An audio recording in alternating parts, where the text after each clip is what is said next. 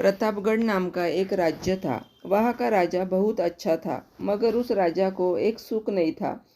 वह यह कि उसकी कोई भी संतान नहीं थी। इसकी वजह से राजा दुखी रहता था। वह चाहता था कि अब वह राज्य के अंदर किसी योग्य बच्चे को गोद ले लिया जाए, ताकि वह उसका उत्तराधिकारी बन सके और आगे की बागडोर को सुचारू रूप से चला सके।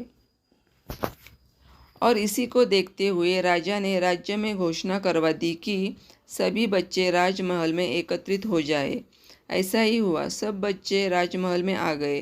तभी राजा ने सभी बच्चों को पौधे लगाने के लिए भिन्न भिन्न प्रकार के बीज दिए और कहा कि अब हम 6 महीने बाद मिलेंगे और देखेंगे कि किसका पौधा सबसे अच्छा होता है।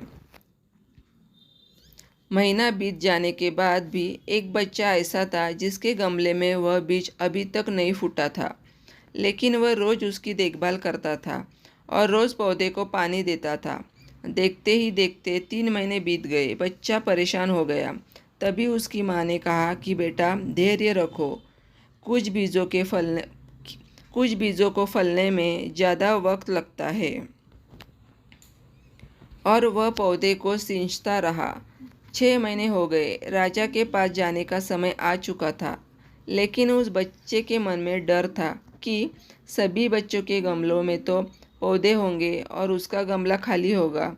वो उदास होकर राजमहल में आ गया, लेकिन वह बच्चा ईमानदार था। अब सारे बच्चे राजमहल में आ चुके थे।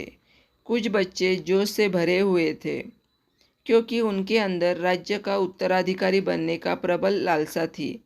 अब राजा ने गमले दिखाने का आदेश दिया।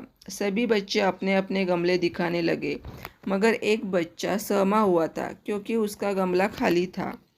तभी राजा की नज़र उस गमले पर गई।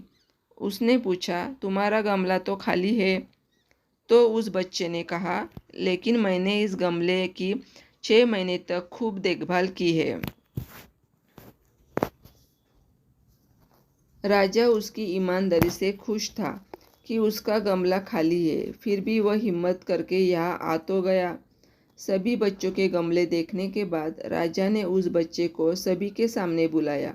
बच्चा सहम गया और राजा ने वह गमला सभी को दिखाया। सभी बच्चे जोर जोर से हंसने लगे। राजा ने कहा, शांत हो जाइए, इतने खुश मत होइए। आप सभी के पास जो पौधे हैं वो सब बंजर है। आप चाहे कितनी भी मेहनत कर ले, उनसे कुछ नहीं निकलेगा। लेकिन असली बीज यही था।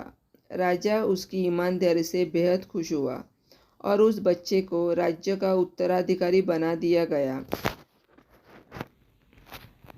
हमें इस कहानी से यह सीख मिलती है कि अपने अंदर ईमानदारी का होना बहुत ज़रूरी है।